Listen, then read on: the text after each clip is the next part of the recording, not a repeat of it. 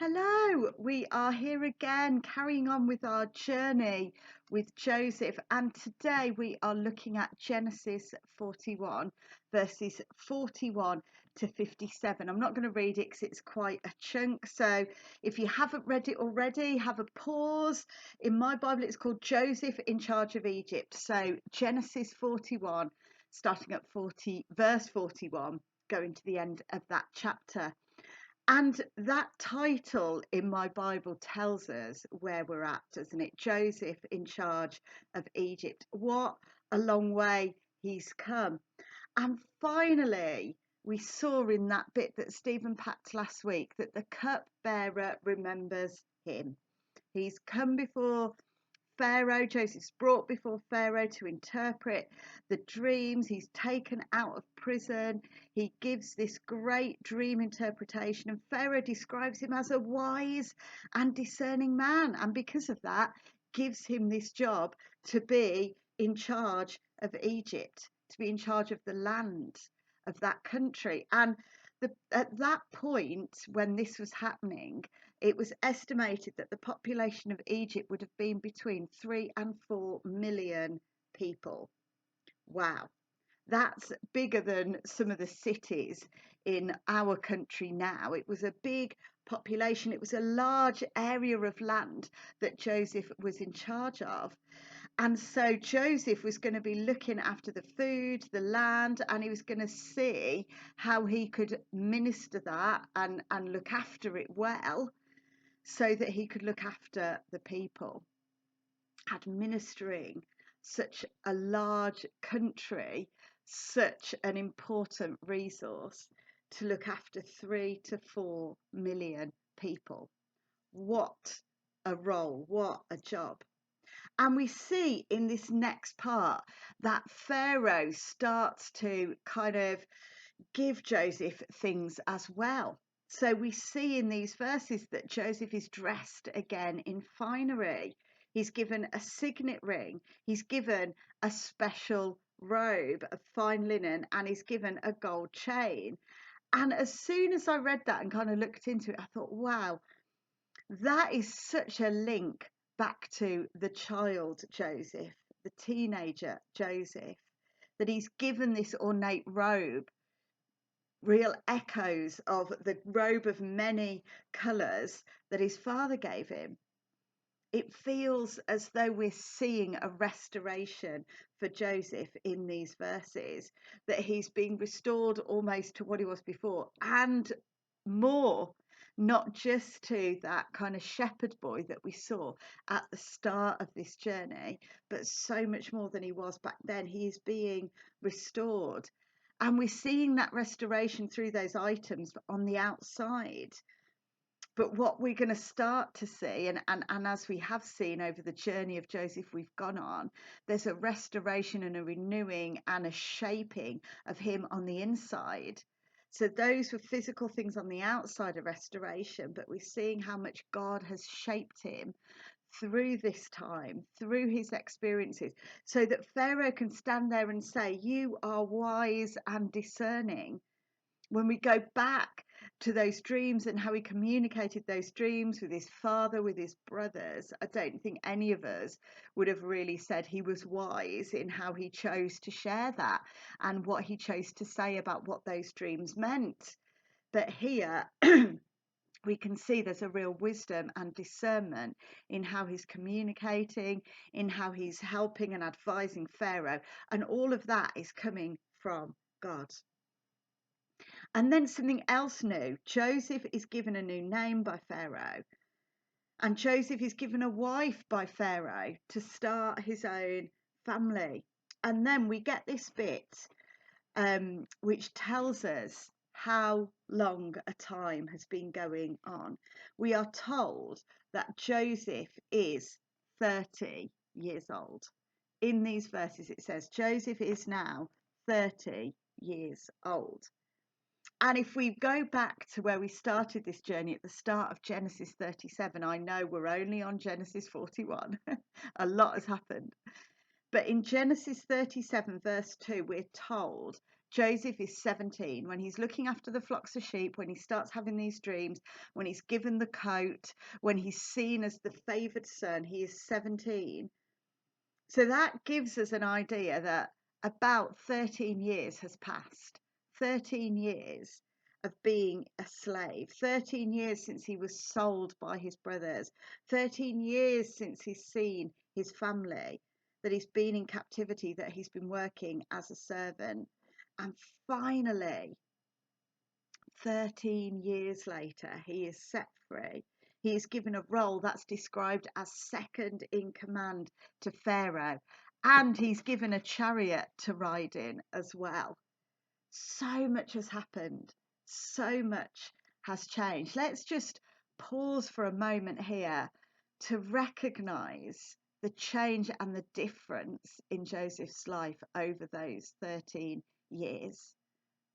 And that this meeting with Pharaoh, in the matter of a few hours, he's gone from what on the outside would look like he has nothing, in captivity, no hope, no thought of when he'll be set free. He's gone from that to probably having more than anything he could ever imagine. Even when he had those dreams, the last thing he probably thought would be, that means I'm going to be second in command in Egypt. And how has that happened? That has come through Joseph staying faithful to God, trusting in God's faithfulness in him, even in those darkest moments, knowing God was with him, even when he wasn't sure of hope, of what was going to come next, of when there would be any light at the end of the tunnel, as it were. He was seeing that God was still faithful, seeing that God would bring him through. And we now come to this point where God is giving him a role of significance, a role where he can help people. And we read as we go through these verses in Genesis 41 that the years of abundance come. And in that time, Joseph has two sons. God is then saying to Joseph, I'm giving you a future. I'm giving you a family. I'm giving you a legacy. I'm giving you children that will carry on your name. So as we pause at this point, we can see so much has happened and changed for Joseph. And I'm sure, as we've said, this is the last way he'd have thought God would have worked this out. That him being in captivity would have led to this idea of him being in a foreign land with power and responsibility that we can't really imagine. And it's all because of the gift God gave him of interpreting dreams and the fact that Joseph wanted to glorify God and bring honor to him as he interpreted.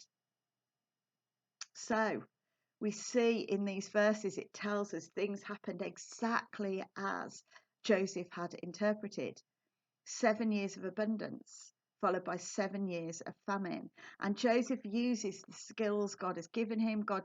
Joseph uses the wisdom God has given him to help build the storehouses, to see the abundance of food is collected, to see it is recorded well until they've got that much they stop recording, it tells us, because there's too much abundance of food and quantity of food that the land is producing. And then we see the start of the famine, and Pharaoh instructs all of the people of Egypt to go to Joseph to ask him for food, not to come to Pharaoh, but to go to Joseph to ask for food instead, giving Joseph full responsibility for a country's people to receive food. And Joseph carries out that responsibility.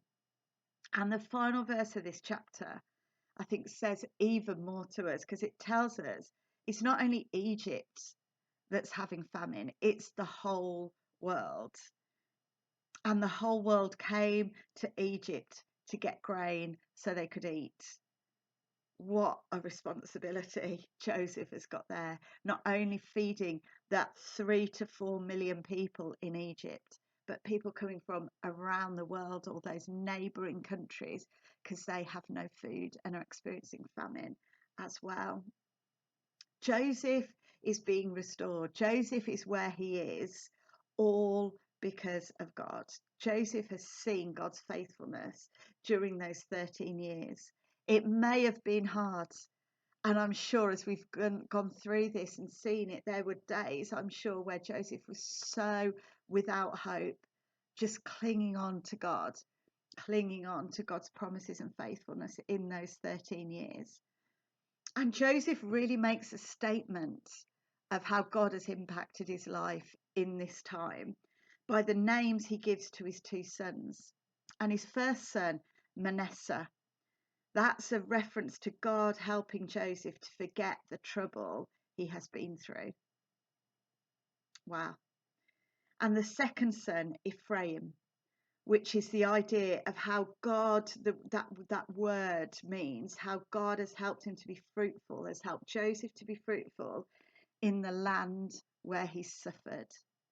What a perspective are both of those names. What a declaration are both of those names of saying, God, you've helped me get through the hardest time and to not dwell and live in and remember the trouble that I've been in. But also you are helping me and you have helped me be fruitful over these years in the land where I've suffered more than I've ever done in my life.